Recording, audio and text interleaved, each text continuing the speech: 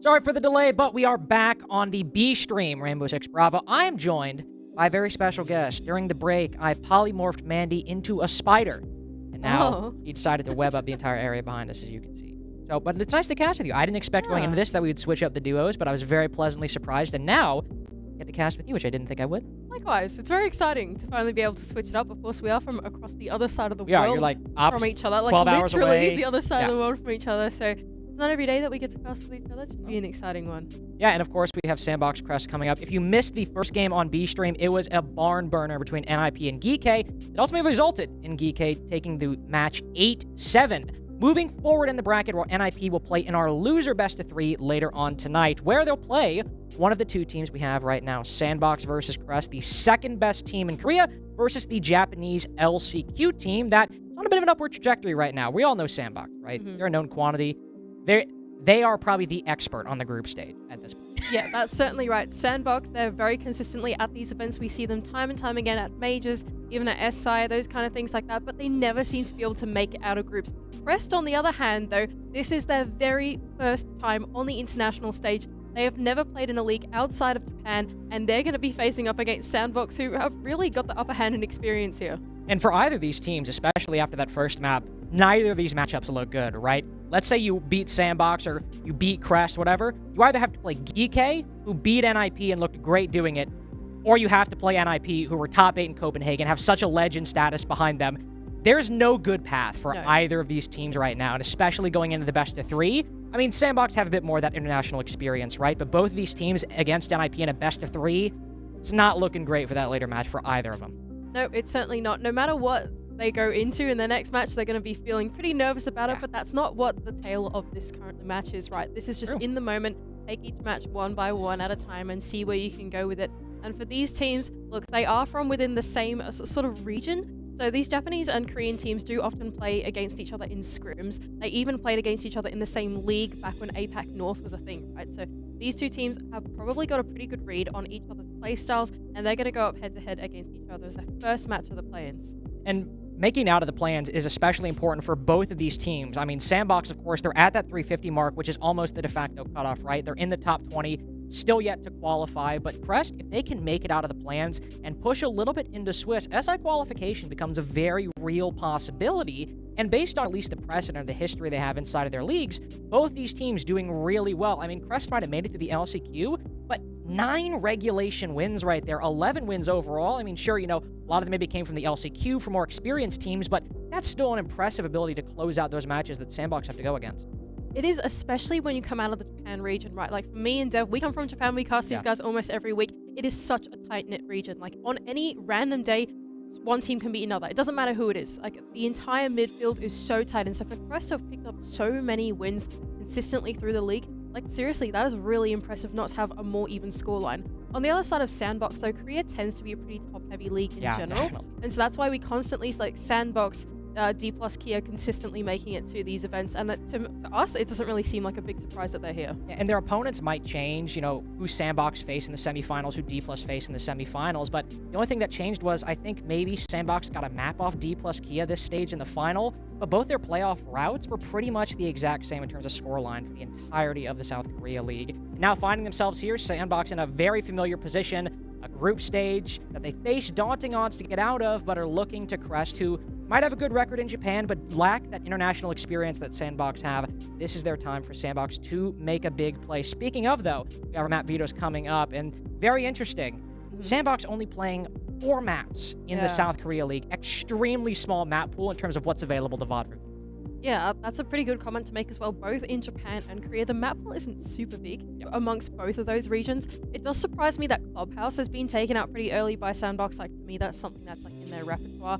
But I think that the rest of the bans are pretty straightforward. I think Labs is pretty much a permaban at this point early on, especially for Sandbox. And Skyscraper being taken out is the other surprising one for me. I would say Skyscraper does get seen a lot, especially within these APAC teams. Yep. But nevertheless, I think the ban phase so far makes a lot of sense. Well, I know Skyscraper for me, I mean, that was the map when you talk about kind of some of the Asian teams. That was the map that Fury beat Eminem on. That was the map that North Eption beat Revan on back at the Copenhagen Major. There's a good history on Skyscraper for these Asian teams, but the last 2 maps we have, one of them Chile, the other being Oregon, and I don't think either of us are shocked that Oregon is the map we go to. I had this as either going to Clubhouse or going to Oregon. Sure, Clubhouse is banned early on, but Oregon, not shocked at all that one of those big default maps is what we see these teams. No, I would say that a lot of these teams play the more dissolved maps. So if there was a word that I would use for this particular map pool that they bring into it, and I don't think there are any surprises with that. I think the main thing to point out here is that Sandbox will be starting on the defending side for this map, and Crest has a tendency to struggle quite a lot on the attacking side. So I think the first tale of this match will be whether Crest can actually land in some of those attacks early and make it look competitive. And Oregon starting in the attack especially, I mean, it's not like what we just saw on Bank, where if you're starting out hot on a defense or hot on an attack, you can really make it your half depending on what happens. Oregon, especially that basement bomb site, can be so restrictive to take the initiative on the attack. Dormers maybe a little bit better, you know, you have a Ying on the board, or we see Meeting later on in the round, but basement just being that starting site we know Sandbox are going to go to, Crest, if they can have a good showing on that site, that really will speak well for their. Yeah, I think that's exactly right. I think for Crest, coming out of Japan lane, going into this one, a lot of the Crest playstyle actually tends to be rather slow. But when you think about the Japanese playstyle, you think of something that's a bit quicker, more on the ball. I think of the Varel round at Copenhagen, exactly, where they're like smoking off the plat wall. Yeah, that's Japan. You think of CAG, Japan, right? That's the way that they just play. Anaton, QE right? spamming Monty. Crest are kind of different in that way. They're like the NIP of Japan. Yeah, exactly. That's exactly right. They are one of the slower teams to come out of Japan. Now, whether it's just they take longer to go through the motions of each round, or whether they do more thinking and planning, I'm not too sure exactly what goes behind the scenes. I don't actually speak their language, so it's hard to communicate with them exactly what's going on, but they are one of the more methodical teams, and I think going into Oregon, that's what they're really going to be tested by, right? Because once you hit that basement attack, you don't want to do it 20 seconds ago, right? You want to put some redundancy to it, and I think that's what they're going to struggle with. And on Dorms as well, if you struggle to clear those power positions, right? Like, being methodical works, but if, let's say, we have a trophy shield, somebody's playing behind it with Omai, your utility clear has to be on point. It's got to be timely, but if you end up spending a lot of time on that one position,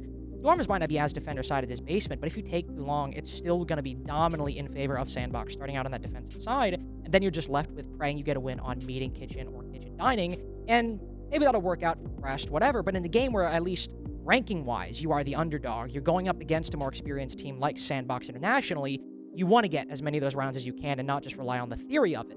Actually make sure that you're being a bit more proactive, being a bit more aggressive, and even if your strength is being methodical, have a bit of explosiveness to break those stalemates when you encounter. Yeah, that's exactly right. Even though Crest are one of the slower teams, do they still have a little bit of that Japanese identity that the rest of their counterparts actually bring to this major? Speaking of experience, as you were talking about it, one of the most experienced players on Sandbox is actually not playing at this major. Envy Taylor, who is a staple name of Sandbox, is actually not here and is being replaced by Nova instead. One of the younger players coming out of Korea, but nevertheless, that's a big bit of experience that has suddenly been taken away from Sandbox. And when you go to these international events, the translation between playing in scrims and playing in a regional league to suddenly playing on LAN, it's completely different. And when you don't have that leadership figure there to keep everyone calm and in the zone, it can be really tricky.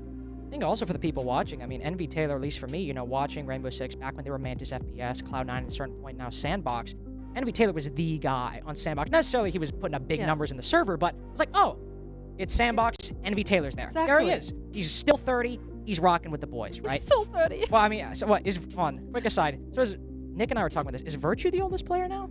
It's like 28, 29, something like that? That's a Def Mata question you've asked. That's true. The wrong one. Wrong Australian. I'm sorry about that. Next time if we cast together, I'll bring him after. But, thankfully, hopefully, I think we have everyone in the lobby. We're still waiting on a couple things to get figured out, but I personally am excited, even though, you know, I've had some methodical teams today. You know, NIP, not as chaotic as their other Brazilian counterparts. Crest, not as chaotic as their other Japanese parts. I want to hear Dev screaming over me from the green room that this is Japanese Rainbow Six Siege. I want to hear it. I want to hear him get excited. I know. Trust me, you'll hear it. He's meters away. It's Dev Mata, the APAC Phil himself. There's no way that you're not going to be able to hear it. Community vote actually going in the way of Sandbox, which I think doesn't surprise us going into. I feel like we pretty much agreed with that on the desk. Gotcha. A very different level of experience. Completely different. In fact, Crest, this is their debut. Sandbox, they've been here before. Surely they can show us that they know how this group stage works. Yeah, and we'll get into the outban phase, see what happens. I think this is a good ban for Sandbox to take down early on if Crest want to speed up their attacks. One of the go-to operators to do that intrinsically is the Ying, and it's the first operator Sandbox take down. It also is just very useful for making basement all that much more defensible. Crest will follow up with a ban of their own, though. What will they decide to take out on their attacking side? Maybe a hard breacher? No, instead an Osa. That's almost entirely designed, usually, when you think of the OSA on Oregon, around that meeting stage. Yeah, that's exactly right. When you go for OSA, you think about going for those more objective-based late-game strategies. And Crest actually taking that away from Sandbox, to me, is a really interesting read. They must have VOD reviewed them. They must have seen a particular strategy or a particular way that Sandbox like to attack this that they don't want to deal with. And what that means is through the ban phase, so much is slipped through. All your hard breaches slip through. All of your anti-electrification is slip through, like your Thatchers, your Mavericks, all that kind of important stuff that enables the attack to get things done has actually been left in. It's only been those disruptor operators that have been taken out. To me, that points out the fact that these two guys have definitely VOD reviewed each other on this map. They know what's going on. And for the defensive bans, I mean, you always have kind of the main four, right? Fenrir, Azami, Solus, Valkyrie. Two of those usually get taken out in each matchup, and if it's not, it's usually a target ban more often than not. In this case, the two that are taken out, Azami and Fenrir, those are the ones that make taking these gunfights, moving through these doorways, that much more difficult. If you're trying to go down Laundry Stairs or down Freezer, and it's too late on time, and F not in your way will completely mess your entire day up. Same with an Azami with those Kiba barriers, acting as deployable shields, helping the defense take gunfights around positions like Laundry or upstairs in the dorms area. Both of those operators being taken down should make Crest's ability to get into the bomb site, at least via like doorways and hallways, a lot easier.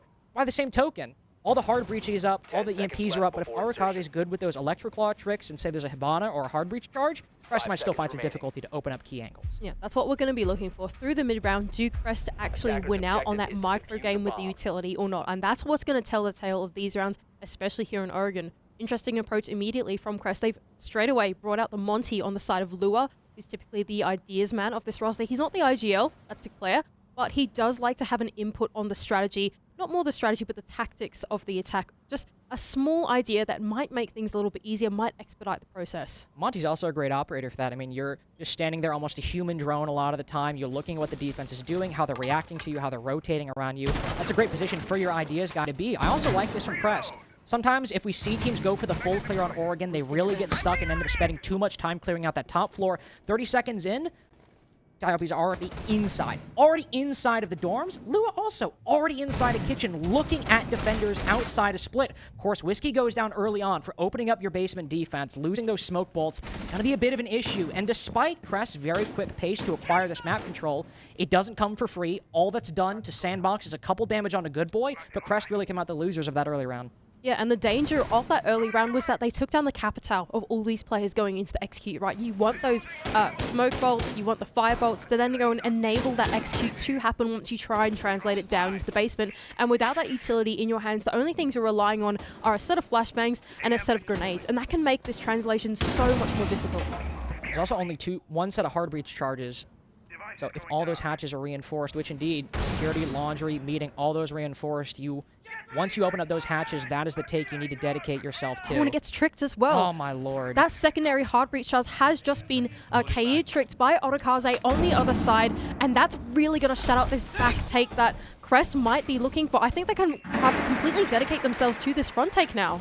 I mean, they have to. If the only thing they can get open is freezer hatch, that's the main way that Sireneko can use those frag grenades to throw them into the freezer hallway, into the long hallway as well, just on the opposite side of that wall. But the Warden is often really the big player on the defense right here who can punish the attack even further for pushing up the freezer hallway. If those nades want to land anywhere, it should be on that Warden, whether he's playing laundry or in this case playing the hallway. Eclair's crept down the laundry stairs, might just find an opening, but Arakaze is holding the fort inside of the small closet.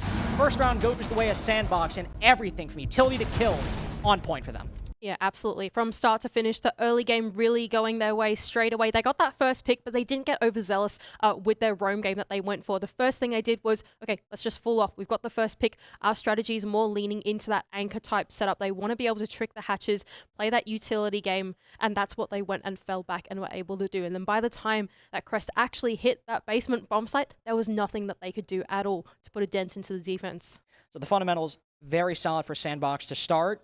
K-tricking, holding angles, not pushing too far. It's exactly how you would hope a basement defense is played, but a lot of the times, we often treat those basement rounds as kind of a gimme, right? Like, unless we know a team is really good at attacking on Oregon, really good at attacking this bomb site with quick, fast executes, basement is always like, all right, the defense might get it, we'll probably get it. Let's look to dorms and meeting and see what the attack can really do, and this is a great time for Crest to bring back the momentum.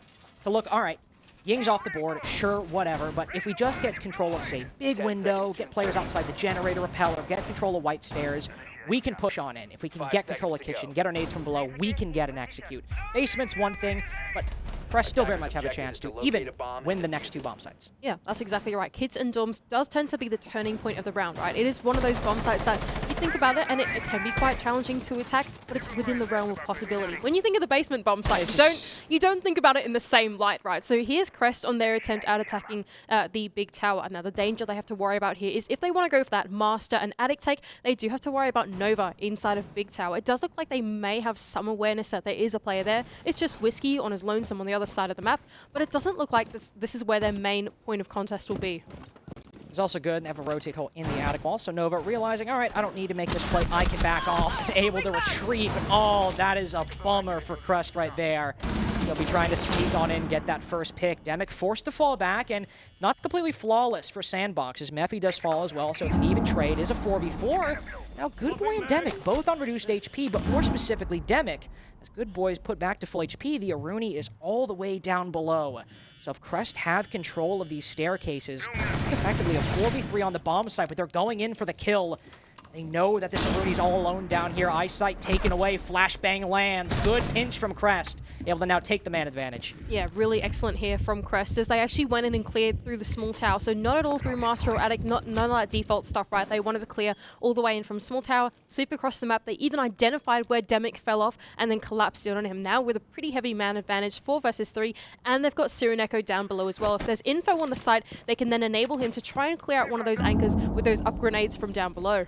Even if one of the grenades misses, I mean, we've got 29 shots on Eclair's skeleton key at the moment. He could move into kitchen just by the Finka, and there you go. Opens up a key position, the rotate hole behind that bomb chassis that you see so many defenders play behind to stop a player from pushing up white stairs. That angle is now much more difficult to play, and that indicates Crest are gunning for a big window white take. They aren't concerned with the trophy side. They want this side to stake their claim.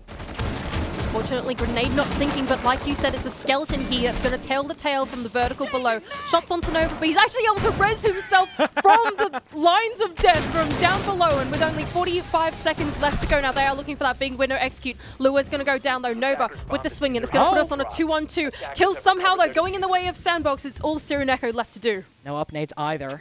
They know this execute's coming from white stairs. Both guns will definitely be trained on that position, but oh no! A potential 1v1 slips away from the Finka. Nova able to take cover behind the other side of the floorboards. Arukazi so low, knows he's there. Good jiggle peek. 1v1 now, no more stims for Nova!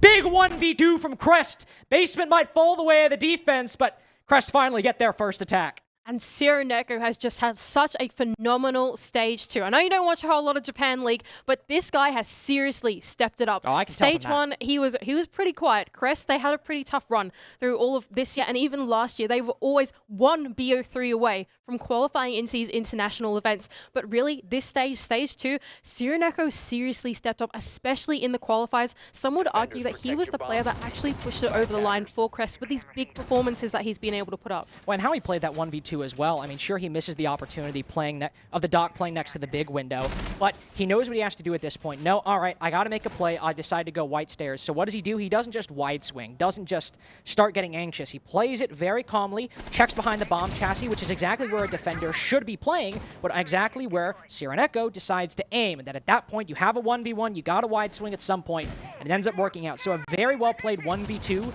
by Sireneko to dismantle that crossfire, held by Sandbox, but also, more importantly, their first attack on the board, and now Sandbox, of course, setting up a little bit of a roam down below because it's a meeting hall and a kitchen defense. This is a great time for Crest to build off that momentum they achieved last round. Really interesting, actually, from Sandbox. I expected them to actually go for a repeat of that top floor. It didn't seem all that bad through that mid-round, especially as some of those gunfights started to come back out. But Sandbox going, nope, they have a number on that one. Let's go and change to do a tertiary bomb site instead. But this is Crest's attempt here at the tertiary attack. It seems like lobby is going to be the first point of contest. They want to put some of that pressure out of there, make sure that there are no defenders that can safely rotate in through this lobby position. If there's anyone playing inside of the garage, they want to catch them out. But there's Sireneko with the first pick onto Good Boy, entering in from small tower. Sure, not a lot of utility lost on the side of Sandbox, but still a huge pickup from the Finka, who's really stepped up in the past 2 rounds. It gets an uncontested 5v4 for Crest. Yopi on that Nook didn't have a lot of success last round. He was the first one to go down, but he's taking control of Z again. The opposite side that Crest are pushing from. We've got both sides of this security hallway taken for the attack. Maybe even Lua looking to at least deal with that kitchen doorway. The bomb site we're talking about, you can't just walk in.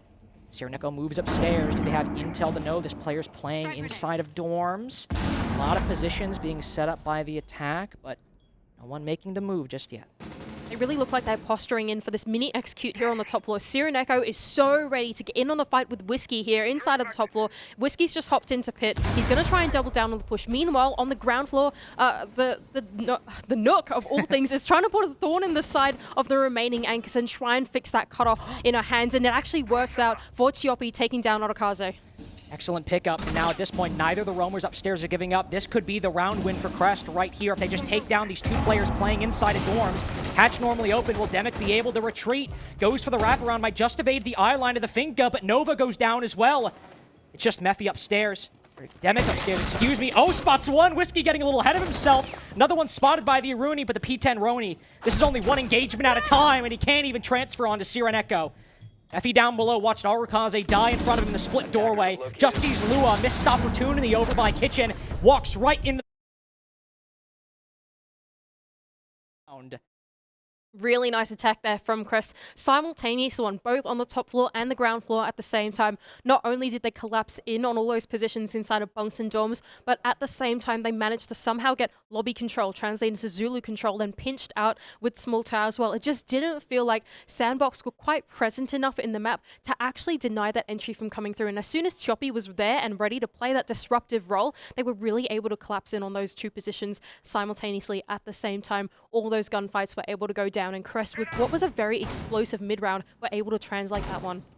Now the basement defense loses a lot of the importance, a lot of the hype we gave it, right? Because the first round, everyone's going to start basement first. We're like, all right, what a terrible site to attack, right? But now Crest have those 2 wins. Now they have the ability, even if they drop this bomb site, to end this half up at a 4-2 scoreline. They're looking very good even if they end up dropping this. And still the pieces we've seen them putting together, specifically in that meeting round, the ability to take a lot of different positions and then form it into a cohesive whole that's really going to benefit them on this basement bomb site, especially if they can keep Whiskey alive by the end of the round. That's, of course, the smoke bolts and the fire bolts to help you execute, but also a second set of hard breach charges. Even if Lua's gets cated again, you have a lot more of a buffer to open up all of those hatches, whereas before with Whiskey going down, a lot easier to get cage tricked.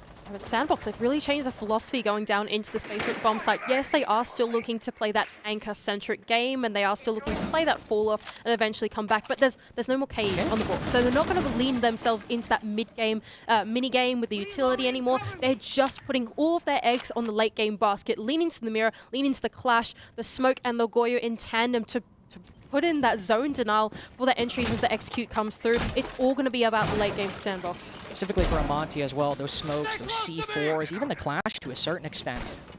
All of that can answer the attack's constant presence with someone looking at the defensive setup, relaying enemy positions and rotations on that side of the map to the rest of the team. They've countered it. They know where the Monty's pushing from, and Nova can effectively push him back by this very means. Of course, Clash is a little bit easier to deal with than a Monty, just one explosive or a Zofia concussion, for example. Not on the board, but still can very well deal with that Clash, whereas Monty's a bit more difficult of a beast, but they know it. They're accounting for it. Deal with it later. That being said, though, because Nova is on those rear stairs, he has forced Lua to then fall off that position. Of course, when a Monty and a Clash face head-to-head, the Clash is going to win, right? Because the Clash can go and zap the Monty behind his own shield, and he's got to fall off. So Lua realizing, okay, this is not the point that we want to contest, is actually going to shift his focus over in towards that freezer side instead. We can see the rest of Crest now posturing through that mid-round, deciding what the best point of entry is going to be down into this basement. Where is the path of least resistance? Can they identify it? And with that Monty in hand, can they then spearhead the push? That's going to be the question. Ultimately, it comes down to clearing out that utility as well. I mean, we just saw the Twitch popping those Goyos. Dealing with as much of that utility that burns time in the last minute of the round is going to go a long way for Crest. The smoke's going to be in Good Boy's pocket. Unless he uses them early, you're just going to have to account for that. But if you can pop as many of those Goyos as you can, or plant those firebolts later on to create another opening, that's what Crest are looking for. But we're starting to get low on time, getting to the point where, even though it's basement, you got to start making a move. Yeah, it does look like they are posturing in for this back take as well. Lua to spearhead the push, and that double bunker is going to be open now, telegraphing exactly what they're doing. But with only 40 seconds left to go, they have to press the attack. And Bunker Shield players still up as well. Drop down the hatch. Cyreneko walking right into the Clash and the Goyo. Easy pickings for the defense. Whiskey does find one, though. Mephi goes down, but that's case dropped right in front of 3 different members of the defense. Crest do have the man advantage, though. They've got the 4v4. Multiple players on low HP. Whiskey now going down as Nova's constant intel helping inform Demic's peaks, but Crest are holding on. Just barely. No diffuser, but time to go for these kills as it's only 1 gun up technically. Demic certainly can frag, though. Made the 2v2, wrapped around Tiopi's. No idea where they're playing. And Nova switches off the shield to finish out the 2nd defensive win for Sandbox. Yeah, unfortunately for Crest, just leaving it that little bit too late to then translate that push down into the basement. They really wanted to funnel their way in through that rear side of the map, but they were actually immediately met by the info of Nova on the other side. And we could see as soon as that info came out on the diffuser on the ground, suddenly, like, wham, there are 3 defense inside of that line of sight. We could see in that beautiful free cam that was coming through for Sandbox, and they just knew exactly what was going on within seconds left of the round. And at that point, it was too late for Crest. They were just funneling their way in through the belly of the beast, and they couldn't translate that one.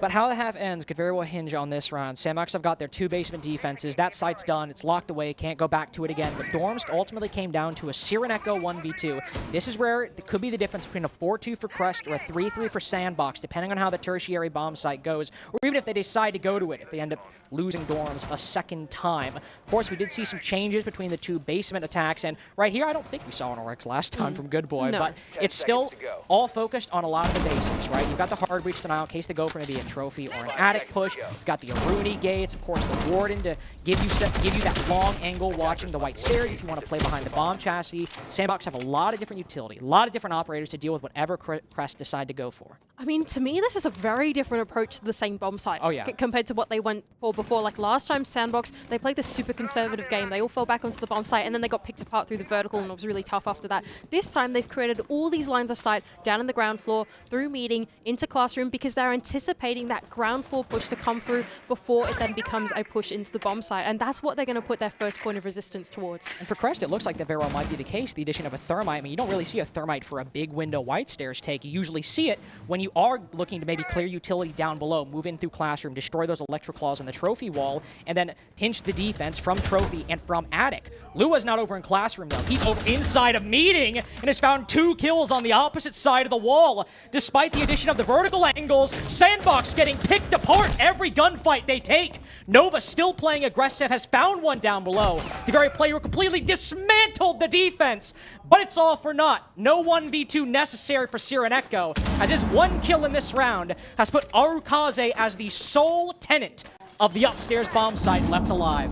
Crest knew exactly what they had to do there. They had such a good read on the Sandbox defense, knowing that even though meeting was where they were all situated, all they needed to go was go for a 3 or 4-man push, inject Lua inside the building, and that's where he found a success. It's all on Arakaze left to do in the 1 versus 4. He can go for the swing out onto Choppy and take him down low, but not out just yet. The drone will spot him out, but he's going to fall back. And, well, he's got a couple goo mines to at least telegraph what's going on. But when there are 4 players of Crest, surely this isn't doable. I mean, look at Crest right now. I mean, Cyreneko gets the kill from the very spot he clutched that 1v2 a few rounds ago, but even in the 4v1, you'd think, you know, maybe you're just now encountering Crest, you're not as familiar with them as, say, a G2 or an NIP or a Dark Zero. You think, all right, maybe they start swinging, maybe they start throwing away a couple bodies, taking a necessary 1v1s, but what do we see? A pause. The Buck doesn't peek the Legion, he's just holding an angle inside of the bedroom, but what do? They're still opening up master bedroom wall. They're still getting their angles, rotating someone on white stairs. They're treating that like it's a 4v4 or a 4v3 and not wide swinging like it's a 1v1. Crest have been remarkably disciplined so far. You mentioned a methodical game that they play, that they're not just running around, running a lot of crazy strats, but the fundamentals are extremely solid for Crest so far, and it's got them at least an even half on a map that very often goes to the defense. Yeah, that's exactly right. Crest, they know how to dial it back. They know how to respect their opponent. I mean, they've been in Japan League for so long, but just on the brink of success. And when you've been in that position so many times, there is no such thing in your vocabulary as throwing, swinging, oh, we're in the man advantage, let's just go for it, right? That's not who Crest are. That's not their identity. They know how to respect their opponents because they've been number 3, number 2 so many times. And even against Sandbox, and especially against Sandbox, a team that has been here so many times, that's what you have to do. Gotta say, I do like the lineup coming into this last round, though. As Sandbox make a difficult decision, do they go back to meeting, which they only lost once, or retry dorms, which is now their 3rd attempt at this bomb site? In Crest, just as round 1 was a new approach. Round 2, new approach, or at least attempt to, for the Dorm's bomb site. Attempt number 3, different approach. We have the addition of the Grim and the Amaru. Usually, when you see that Amaru on Oregon, you think, okay, maybe he's going to fly into big tower, you know, take some early control on that part of the map. But on Dorms, lot more options. And with Grim as well, this being one of his more popular maps, at least in North America, lot of different ideas that Crest have to go for. Yeah, and that's a Lua classic as well. Like, he's the one on this team that is going to be bringing those ideas, and you just know with the Grim in his hands that he's going to be having a good time. He's going to try and initiate Eclair, who's on the Amaru, the IGL, he's going to make his way in. He flies on in. There's one just to his right, though. Is he going to react? He's got the bunk bed to hide behind, and Eclair doesn't account for it. Case now dropped cold inside of Dorms, but it's still Tiopi able to find our Okaze. Nova tries to revive himself, but Whiskey shuts it down. It still favors Sandbox, though. Maybe not in man advantage, but they've got Diffuser in their line of sight. Remember how they all consolidated, coalesced around that Diffuser. Once it fell inside a basement, they all start to swing. They've still got that case in their hands. Sireneko goes for the peak, but a good flick by Mephi makes it a 2v1. Whiskey has to push up some different position, in this case Attic, but he stopped. Put to 1 HP, trying desperately to find an angle onto Mephi, and it simply doesn't work out. A new attempt by Crest, but unfortunately, just a 3v3. No lead for either team going into the side swap. A valiant effort, though, from Crest to change up the pace in the final round into Sandbox, but they were ready for it. The mid-round trades really going in the way of Sandbox. You could see that even though it was so chaotic through that mid-round, they were still somehow able to coordinate like 1 versus 2s and like going for double swings and that. We saw Lua at the bottom of White Stairs, and yes, he was able to take out that first player going in for the flank, but then immediately the trade comes through. And amidst all that chaos, it can be quite challenging to stay coordinated and actually go for those double swings and make sure you're supporting your teammates. But Sandbox showed that they can still hold strong. Well, Crest certainly had a lot of really good rounds on that Oregon attacking side, and Sandbox looking to do the very same. I have to imagine, of course, Dagger repick, they might change things up, but I have to imagine operators like the Capital or the Monty, maybe not together, but some of that selection of kind of an off operator from the standard 5 or 6 is going to be a factor on this basement bomb site, especially with that Ying gone. Teams love bringing the Monty to sort of force control down one of those stairways or bring the Capital to bring those smoke bolts. So I don't think Sandbox lineup in terms of the presence of those operators will differ all that much from Crest. But we know that they like to favor at least initially the freezer side and then rotated to the backside once things started to go poorly. Here, I'm interested to see where Sandbox decided to start. They're clear going into the first round. Right, and for Crest, it doesn't really feel like they're doing a whole lot different in terms of the defense compared to Sandbox. It's not like they're looking for this extended roam or anything. They really are leaning into the late game as well with their lineup. They are leaning into actually playing the Cade for the trick game in the mid round and also the mirrors for the late round as well. So nothing too different, nothing too crazy coming out from Crest. But here's Sandbox's attempt at the attack. It does seem like it's going to be a top-down clear. Mephi being the first point of contest in the building as the entries in through Master. Mentioned earlier, of course, when going for this top-down clear on Oregon, you could sometimes get a bit too bogged down in dorms. We check too many corners, get a bit too nervous. That can end up burning some important time. Eclair reading it as well, knowing that he might just get away with the C4 on those laundry stairs, depending on where Sandbox is playing. Will a minute in after the E1D from the attack, retreat down those back tower stairs. Remember Crest, when they were clearing out this top floor, I mean, they were already in the building at this point, right? They ended up losing the round, but a lot slower from Sandbox. Yeah, that's exactly what I was thinking. Crest at this point, I'm thinking, okay, we don't want to play the game where we sit there and we get picked off. It is a basement defense. It is very valid to have all 5 people back on the bomb site. There are so many good power positions. They're actually going to fall off early. But despite giving so much real estate, they are still going to fall back. And Sandbox are going to take so much time to do this. Near trick from the Electro Claw, but doesn't actually quite land onto the freezer hatch. Instead, Eclair's going to pick that one back up and try and turn his attention in towards the backside hatch instead. Ah, that really could have been a big play for Eclair right there, playing that mid-round utility. He destroys that hard breach charge. That's another 20, 30 seconds of what has already been a slow attack for Sandbox. But now all the hatches opening up, going the attack's way. And despite the long time taken on the top floor clear, they have so much utility to help make this execute work on the bottom floor. Rotero drones to clear out positions or utility. Capital bolts to block angles or remove defenders from power positions. The Monty to constantly push the defense, keep them off guard, make them move off balance. With all 5 players on the bomb site and still 5 drones up for Sandbox, there's a lot of time and a lot of opportunities to find these positions. Yeah, and the difference here as well, I think that drone going through into that basement bomb site did just identify, okay, there's actually no Goyo, right? So there's nothing that Rotero really has to clear, except for one shield if they want to go in for a bunker take, right? So they're thinking, we can actually walk our way on in now. If Aurakaze can actually initiate his teammates in, they can go for it. He's got to be careful with this mirror, though. It's still very much up on that small closet. Mephi also able to start things off right with the kill on Tiopi. Good pre-fire by Lua, though. The Capitao is a little too reckless with his life, but as he tries to find the angle in Freezer, he's cut down. It's a 2v2, though. Only one gun up alive at the moment. The Monty on shields. Sireneko trying his best not to fall. Oh, misses some key shots, but a big rotation from Whiskey to save the life of the mirror on what was very much a botched engagement. Flash is left up. They know one player's playing on the laundry machine, both caught without their gun in their hands, but Demek's able to come away the victor, but no time, no intel, no first round victory for Sandbox. Yeah, and a good try, though, for Sandbox going in down into that basement. They almost made it work off the back of that Capital. A couple flashbangs to be sent in. They almost were able to initiate that entry to come through as Mephi was able to get that first pick, but they still couldn't convert it after that really nice crossfire from Whiskey and the Mirror player himself to actually be able to shut down that push was all that Crest needed. Was all they needed. And a very good start for Crest, able to win that basement bomb site just as Sandbox were able to later on. If they can get a win on Dorms, the third place team coming in from Japan, very well, at least by the community standards, land our second upset of the group after Geeke's victory over NIP earlier. Valkyrie up, by the way. Have not seen her that much in the game so far. We mentioned at the top of the game that she was unbanned, as her bans were Azami and Fenrir, but Sandbox certainly not too keen to run her, it seemed, on their defenses. And Crest, second round in, took a round to get used to it, but dropped the mirror, bring a Valkyrie instead. Could be well read as well with the lineup that Sandbox are bringing. They are leaning into that Thatcher Thermite combo, the dynamic duo. Can you name any more iconic one? I literally You cannot. And Sireneko has actually brought along the Valkyrie to then go and see exactly the timing of when they're going to go and go in for that hard reach. It can be quite dangerous to put an exothermic charge on the Wolf Closet, even going into Attic and that type of thing, when you've got a Valkyrie camera staring you in the face and a C4 below. Actually, he's not running the C4s at all. He's running impacts, but Tiopi has a C4 if he chooses to roam down below. Yeah, that makes getting Classroom control, even if Tiopi doesn't end up immediately playing Classroom, it just makes it all that much more of a concern for the attack, that they need to have somebody watching it, make sure they can't or don't die to a C4 from below. Crest overall, though, is one player playing over by Big Tower. That was Lua going for a big run out, but quickly finished off by Aurakaze. With a heat check for Crest right there. Lua learning the better of it. Oh, but a nice little reaction play by Whiskey.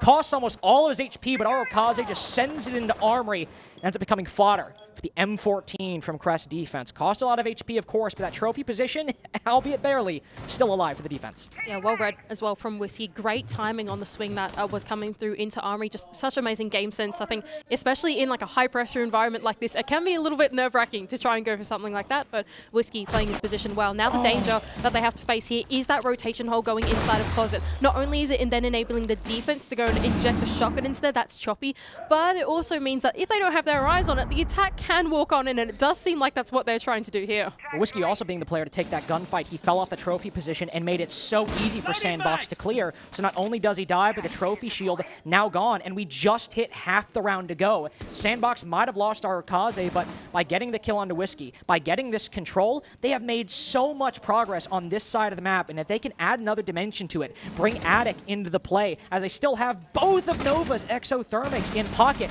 there is so much potential for this attack from Sandbox, and they're all doing it up a body. They might not have enough time though. There's only a minute left to go, and really it's all going to be a funnel in through this master side of the building. It's going to be in through Trophy, in through that closet breach. We can see all four players the attack. Very claustrophobic here, but it looks like they're going to go for it. One shotgun gets the kill. Demet cut down. He's going to have to do so much work on this choke point. Sireneko does catch the back of one, but all the kills fly Sandbox's way. Does see another player. Nova on 1 HP with the diffuser. Oh, if Sireneko had another impact or could just find the angle, maybe he'd find the kill. But it all flies Sandbox's way on a flood in through the trophy doorway. We're back to even. Yeah, brute forcing is what they needed. The medicine that they needed to stem the bleeding there in that round. Even though the mid-round, the early to mid-round was pretty dicey for both these teams, the trades went back and forth. Eventually, Sandbox knew that the win condition was just to go for it. It can be quite challenging to get the bomb down, especially on this bomb site. You need to go in deep if you want to go and play that objective, and all four players were dedicated to that cause, and they just went for it. A good recovery from Sandbox. We might have another, if this keeps the pace, we might have another overtime game over on the B stream. As of course, I believe the game over on the main stream just got underway. I can hear Tim and Parker talking a lot of nonsense behind me. Tim and Parker, hey, what a duo. Dark Zero Knights, round 1. Oh, yeah, that's I exciting. casted Knights. Oh, it's good. I've just been informed that they are casting Labs. I was under the impression by my contract that I had a monopoly on that map. Oh, really? And gonna have some harsh Well, I mean, words. your region was the region that played the most Labs. It was by a long way. kind of absurd. Yeah. We had like 6 or 7 Nighthaven plays in like the first 3 weeks. Insane. But honestly, I'd rather have that than 6 or 7 consulates. Would have got a little quick. But Nighthaven's fun. I like Nighthaven. It's a big, expansive map, but consulate, a bit more like Oregon. A bit restrictive. Not a lot of things you can do on the attack. Though here, Dorms has certainly been pretty attacker-sided. I think only 1 defensive win going, or at least winning Dorms so far in this matchup, or at least not a whole lot for the defense. I think we can agree on that. But here, Crest will try it again. Crest will try again to get a win on that defensive side as they have moved down to the first floor. Just give another attempt to winning this. Do you have a Sireneko all the way away from the bomb site, though, on the Solus? Yeah, he does have a read that perhaps lobby control is going to be the first point of contest for the attack, as it tends to be on this type of bomb site. You do immediately want to open up that lobby double, see if you can get that control inside of Garage to then prevent any of the defenders from safely rotating in and actually being able to contest meetings, split and that type of thing from there, right? So Sireneko wanting to play that early game, making sure that no one is there. They will be able to see any of those clutch zones that are going in, but it's actually Mephi all the way from Big Tower on the other side of the map to get the first pick onto a clear. These, I mean, 2 rounds in a row now, those isolated players who are going for aggressive plays, specifically around Big Tower, both times have just been shut down by Sandbox within the first minute of the round. And when you go for those kinds of plays, you better hope they work out because there's not a lot of opportunities for your team to trade. And Lua last round and Eclair this one, they've gone for it, and Sandbox have very, very quickly shut that down before it can become a problem. Sireneko still playing inside of Armory, will just now back off to that top floor, as it's not a hardcore defensive setup up here, right? It's very loose. He's just meant to roam around, find intel where he can, but they're not hard-holding inside of Dorms. Meanwhile, the rest of Sandbox aren't concerned about the top floor really at all. They're gunning for, seemingly at the moment, a stage-sided play, and all they need to worry about is the attic position. Yeah, see, this is where the Ossa ban from Crest actually is a really good idea, right? That this seems to be the one attack that Sandbox love to do on this bomb site, and that is just to go in through the double breach inside of meeting and get that plant down. But with the Ossa, with the absence of the Ossa, it's making it significantly more difficult to do. Now, Lua, off the back of the info given by Sireneko, is going to re-aggress inside of the garage. They really want to isolate this one attacker outside the lobby. They know they can work a pick right here. They know if it pans out, they can make this a 4v4. Meanwhile, the rest of Crest utility all gunned, aimed right at that stage side, but Lua almost walking away. A quick reaction, a quick repeat. Down goes Good Boy inside a garage. The rest of Sandbox, the entirety of the attack, all built for this stage play, but there's nothing on that side of the map. No more pressure on main lobby to release some of that pressure, release some of that steam. All the utility is stopping Arukaze from pushing forward. They've got one player up above, Nova, who can watch through that hatch, but the bullets are all colliding into Arukaze, whittled down second by second, and finally he's finished off. Demek finds one though. Lua traded out. That's the player who dealt with the Monty, but a huge read by Mephi stops the flank from back tower. Sireneko's retaken up top, but he's shut down soon after. He gets the big play though. He's put Demek low. Whiskey's on full HP, no smoke canisters, but does he have the time? He's got to force Demek off, but he's too far away. The Flores sticks. He's got the gun up. He's watching the hallway. He does not have the kill. Whiskey in the 1v1 takes the lead back for Crest on the defuse. And what a genius ban there by Crest. Taking out the Ossa, knowing that that was the one attack they were going to go for, knowing they could isolate that play outside the lobby because there was only going to be Good Boy there, and Arukaze being forced to rely on that backwards shield Monty plan. That's not going to work because your butt's sticking out the bottom of the shield, right? And he got shot down trying to do that exact thing. Really well read there from Crest. And ultimately, the Ossa ban obviously impactful, but really the ability to take down that player on the main lobby side, because everyone else from Sandbox is over by stage. They were so much relying on Good Boy to push in through split, find an angle on a defender rotating around there, and make it a bit easier of a situation for Sandbox to deal with, especially if they could find Lua on that very position. That was the player who ended up dealing with the Monty, but huge heads-up play by the Wamai. Takes him down, and Crest now retaking the lead again, but this has been an extremely close game so far. Basement as well, sure, it ended up going the way of Crest. But if a few pieces of utility are on different positions, or maybe if they deal with that mirror window a little quicker, there's a winnable round for Sandbox in that previous attack. Yeah, that's exactly right. Every single round seems to count here, and it doesn't matter what Bomb side, it seems to be, well, okay, the basement seems to be an exception to that. So far, it seems to be pretty defender-sided, but it doesn't seem to matter what bomb side it is. Every round seems to come down to the wire. The attack's gotta win. Somehow it does. And this is Sandbox's opportunity to try and even up the scoreline with some good ideas. I like the read of bringing in the Twitch, seeing that the Goy is being brought by Sireneko, seeing that they're leaning, once again, into that anchor-centric type setup and strategy. I think this is really good from Sandbox. Surely they can expedite this process. You got to make sure those Twitch drones get in, though. Always the difficult thing, especially on basement. You could see a Twitch drone coming a mile away from one of those staircases. You really got to be sneaky with it. But if it lands, if you can pop one of those mirrors, pop a few of those Goyos, that is so much more time for you to work with, at least potential time for you to work with on that attack. Sandbox probing a lot of different areas right now. Some presence over by Classroom, some eyes over towards the main lobby, some over towards Small Tower. But there is certainly some players from Crest still close to those stairways, but remember before, they rotate back very quickly within that minute. And this is what worries me a little bit about Sandbox, right? They played such a cautious game. Okay, that being said, fair enough. It's Sireneko all alone here inside the kitchen. He doesn't really have a way to fall back yet, but he's just impacted the wall for a rotation out, but it doesn't seem to matter. He wants to take the fight anyway and will go down to Good Boy. So Sandbox now in the man advantage as they go in through this mid-round. And we see the potential, right, if Sireneko does get that kill. Here? Oh, hold up. I'm going to put that point aside. TLP looking to push up the top floor, but Mephi, putting down the breach charge. Does he know? Does he know? No, he does not! TLP sitting in the corner. I'd be losing my mind if I'm Mephi. Why is there a Wamai there? Well, doesn't really matter right now, because the only issue, TLP's now cut off the rest of the defense. They've taken back tower control. Yeah, and now he's got the meeting hatch control in his hands as well. There's no one on the top floor to try to shut him out, but there goes Autokaze onto Lua, trying to support his teammate, but Choppy's able to take the duel onto the player on backstairs. That's Demic going down. Now the Monty, a pretty pesky fight with Nova on the other side, but really the only gun left in the server for Sandbox is Good Boy. And here he comes up the tower stairs. I mean, we hyped up the utility. We hyped up the Twitch drone. It's all been the guns in round 10. The Montaigne unshields, puts him down to low HP. Finally, this chaotic mid-round comes to an end. But Good Boy's down his Twitch drones. He still has some out in the moment. He's put both of them out. But it might not matter at this point. Can you pop those Goyos? Sure. That's the time remaining. But Whiskey's got both of those toxic canisters, and Eclair has that C4 remaining. You only have one actual gun left alive, as once Nova goes for the plant, Good Boy is the only coverage Sandbox have.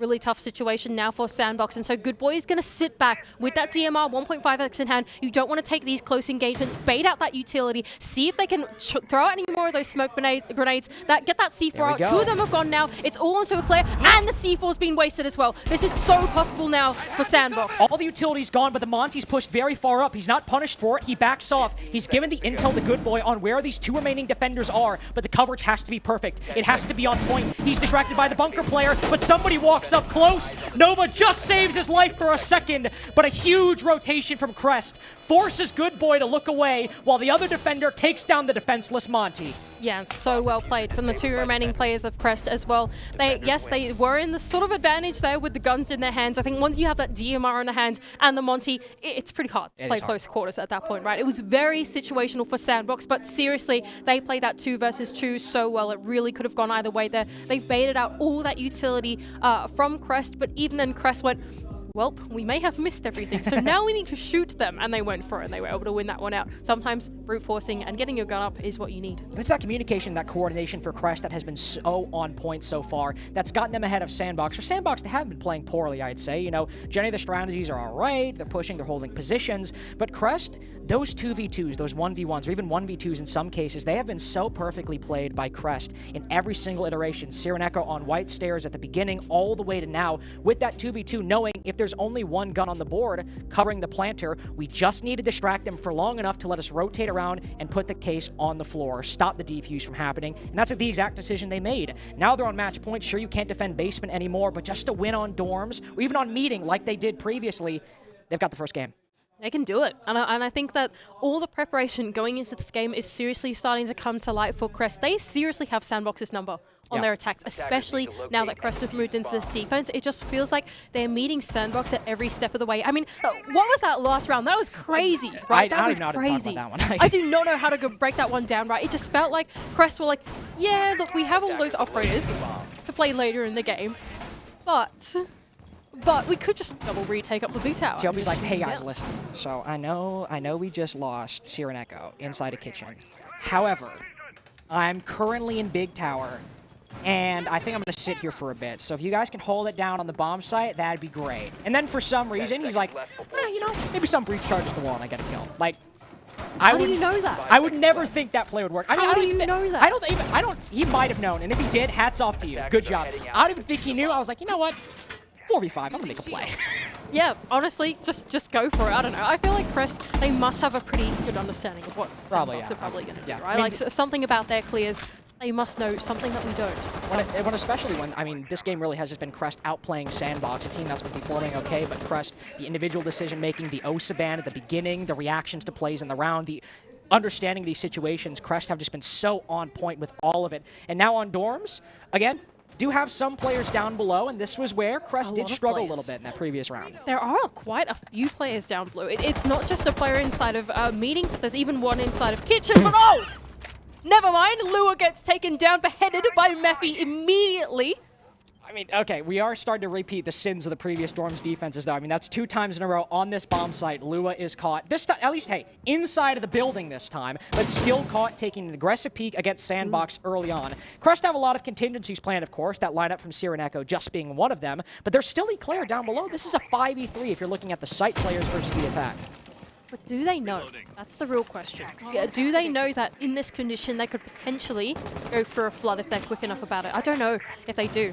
Nova now making his way in is going to be hit by that goo miner. That's going to telegraph the fact that, yes, they have, in fact, got master control now, and they are going to start to work this wall. It's going to mean that Choppy needs to rotate in with some of those impacts, but it doesn't matter. Choppy's going to go for the aggressive play anyway, retaking himself inside of Trophy, and now taking the duel onto the player in closet, but it doesn't matter. Mephi's there for the trade anyway. But still, 4-on-2 advantage for Sandbox. We've seen them flood this one before in the man advantage, and surely they can do it again. I mean, with a 4v2, you'd sure hope they can do it. I mean, a minute, 15 seconds to go as well. They can even reset for a little bit. Take this 30 seconds to open up the bedroom wall, open up a lot of these different angles. Sireneko was able to get aggressive, able to find one. Demic also on a bit of reduced HP as he's fishing for some nades from below. Another one goes out, doesn't find anything. He's safe by the big tower, but Sireneko, he's found another. Knows someone's going to push up white stairs. Oh, just spots the pre-fire. That thing goes down! It's all over! 7-4 from Crest. The man can just do it all on attack or defense. You do not want to peek Sireneko on Dorms. Yeah, and the superhero here for Crest in Stage 2 steps up at the Atlanta Major to claim them their first victory at their debut event. And what a fashion they did it as well. I mean, at the beginning, they were outplaying Sandbox before the game even started. Sandbox knew about the OSA ban the moment that started, and we see one meeting attack, and Sandbox are like, you guys banned our OSA, so I don't really know what we can do here. And then, but the rest of it, Sireneko especially, I'm in my MVP that game from a lot of the plays I saw, a lot of the big moments. Crest just so consistently have their fundamentals, have their coordination so on lock. And in just that case, I mean, it's a 1v3. You're going to need to rely on some 1v1s given to you, but Sireneko's ability to win them, I'm very impressed by Crest so far. Something crazy's going on the There's probably something crazy going on in the mainstream as I hear Tim and Parker yelling at the same time. Damn, crazy stuff. Something crazy happened here. Yeah, something crazy definitely did happen here. Another upset. Another upset of the Atlanta Majors. Two in a row in this stream. Listen, the community predicted Sandbox. You were leaning Crest a little bit. You were leaning Crest a little bit. It's not an upset for you. It's an upset for the rest of us, but not an upset for you. But definitely a great showing from Crest as we have at least our next matchups for Group D decided.